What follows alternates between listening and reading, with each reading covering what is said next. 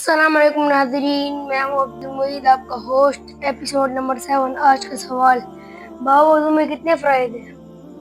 بیٹا وضو میں 4 فرائض ہیں۔ قرآن مجید میں اس کا ذکر آیا ہے، فَاغْسِلُوا وُجُوهَكُمْ، اپنے چہروں کو دھو، یعنی اوپر کے بالوں سے لے کے تھوڑی کے نیچے تک، ایک کان کی رو سے لے کے دوسرے کان کی رو تک۔ دوسرا فرمایا وَأَيْدِيَكُمْ إِلَى الْمَرَافِقِ، بازو ہاتھوں کو دھو کونیوں سمیت، سارا کوئی جگہ بھی خشک نہ رہے۔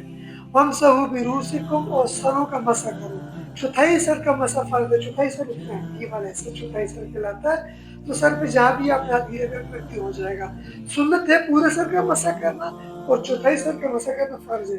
اور آخر میں فرمایا وَأَرْجُلَكُمْ إِلَى الْكَعْبَيْنِ، اور پاؤں کو ٹخنوں سمیت دھونا، یہ کیا فرض ہے؟ تو 4 فرض ہوئے۔